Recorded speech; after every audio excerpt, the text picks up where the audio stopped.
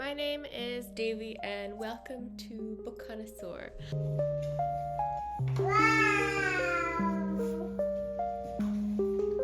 I am coming to you today to talk about the Women's Prize for NonFiction Shortlist 2024.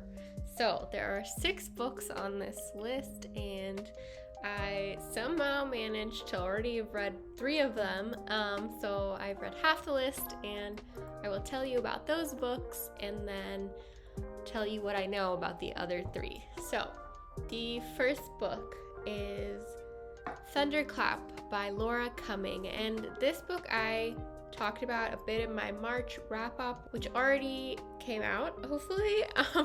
So this book tells the story of the author's father and her relationship to her father, and in the context of the Dutch artist Fabritius and his life, and she sort of juxtaposes the two, her father and Fabritius, against each other, and her love for Dutch art, her love for her father really come across in this novel. It's a little bit difficult to read if you are not an art history person, so just bear in mind that there's a lot of descriptions of art. For that reason, I recommend the physical copy of this book so that you can see the pictures along with the descriptions.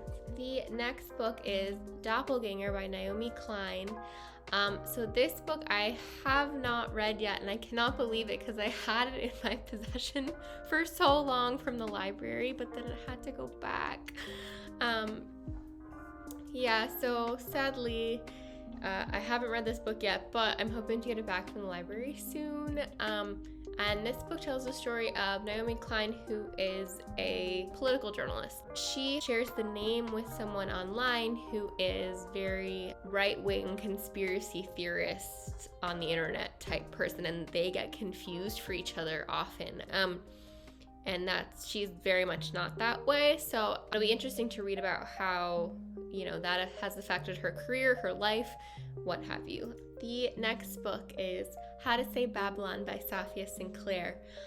So this is a memoir about the author Safia Sinclair, who grew up in a Rastafari home in Jamaica. I've heard that this book explains a lot about Rastafarianism and that whole movement and the constraints it has and how difficult life can be for women within Rastafarianism. I'm really interested to read this book. I know nothing about Rastafarianism, and I'm excited to learn more.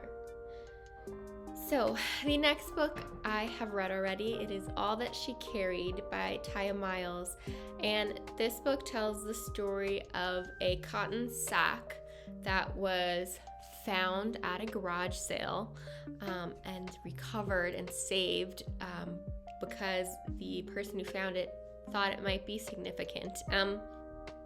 And on this cotton sack, its story is embroidered. I'm gonna get the exact wording. One moment. It says, I'm reading from my phone. My great-grandmother Rose, mother of Ashley, gave her this sack when she was sold at age 9 in South Carolina. It held a tattered dress, 3 handfuls of pecans, a braid of Rose's hair, told her it be filled with my love always. She never saw her again. Ashley is my grandmother. Ruth Middleton, 1921.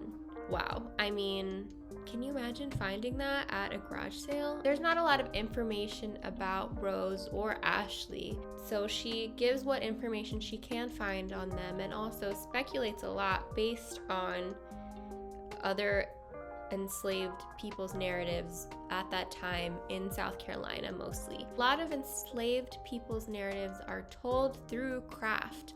So there's a big emphasis on craft and the embroidery that was done by Ruth Middleton in 1921. My favorite part about this is hearing the enslaved people's narratives and how we have that information. It's often through storytelling, craft, passed down because enslaved people were not taught to write or to read, and some of them taught themselves, which is incredible. And I really enjoyed reading this book. I personally work in craft is my focus within the art world, so I really appreciated the emphasis on the craft itself. Also, interesting tidbit that personally to me was that Tia Miles also goes over the life of Ruth Middleton, the granddaughter who embroidered the sack, and she was a domestic worker where I grew up, like probably down the street from where I grew up, right outside Bryn Mawr College is what she says in the book. And that kind of hit me hard. There's so much history where we grew up from outside Philadelphia, and that's where this sack came from. The next book is Codependent by Madhumita Murgia. I haven't read it and I don't know that much about it, but what I do know is that it's about AI and what that could mean for our society and what that means in the socioeconomic classes in our society and how it might be something different to, you know, some people and versus others. And honestly, like, this was not a book I would pick up on my own, but the fact that it's on the shortlist means it's gotta be good. So I'm going to read it and I'm excited to read it. And the next book I saved for last. This is my favorite book that I've read so far from the long list, and that is A Flat Place by Noreen Masood. So this book tells the story of Noreen as a child growing up in Pakistan under this very constricted upbringing of her father, who would only let them leave the house to go to school. As a teenager, they immigrated to the UK, and her mother is from the UK. She's Scottish, so she also goes over this sort of conflict of interest between the colonizer and the colonized, which is interesting because I'm also mixed, and I love hearing about other mixed people and their experience growing up. So Noreen suffers from complex post-traumatic stress disorder, which is a type of PTSD that happens when there isn't any specific thing that happened to you, but things on your periphery happened. I really appreciate learning about this disorder and how it manifests for her. And it's very confusing and interesting because she is able to sort of poke at these memories and describe exactly how they feel for her, which is not necessarily specific for the reader, but the way she describes it, you can really grasp what she's trying to say and her intention. So often she'll say, I have this memory of something very ambiguous, but then you never get the specifics of what that actually was because she doesn't know. And I think that's incredibly interesting. She's in this process of figuring out her trauma, and you can feel that. You can feel that this book is written in a way that portrays her trauma exactly how she's feeling it. It's difficult to understand, and there's often not an explanation. I think the way she wrote about it was fantastic. Noreen finds comfort in flat landscapes, so she travels through the UK in search of flat landscapes and visiting very flat landscapes.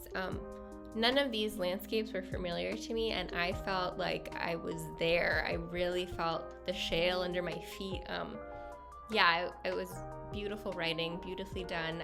I would not be surprised if this book wins. I'm not going to say it yet because I haven't read 3 of the other shortlisted books, but so far this is my winner. I'm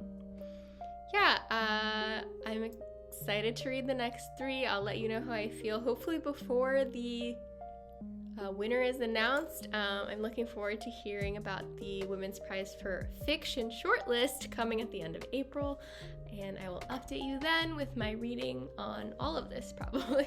Please like and subscribe, comment, have you read any of these books? Are you planning to? And I'll get back to you soon with another video. Bye!